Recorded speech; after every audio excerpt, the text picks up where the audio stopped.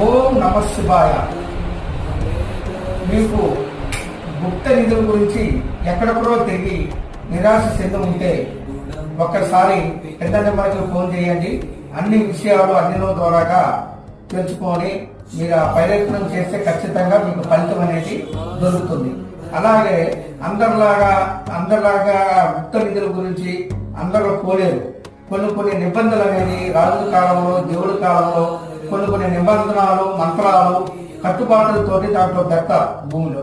ఆ భూమిలో పెట్టిన తర్వాత ఏమేమి మంత్రాలు పెట్టారని చెప్పి చూసి అంజనం వేసుకొని సర్వాంజనం అంటే అందరి దగ్గర ఉండదు. అది అఘోరాలతోటి, నాగసాధులతోటి వాళ్ళ దగ్గర చూసుకొని ఏ మూల ఉందా, ఎక్కడ ఉందా, ఏ లోతులో ఉందని చూసిన తర్వాతే కొన్ని మంత్రాలు అనేవి తీసేసిన తర్వాతే ఆ గుప్త నిధులు అనేది వేటుకొచ్చే అవకాశాలు చాలా వరకు ఉంటాయి.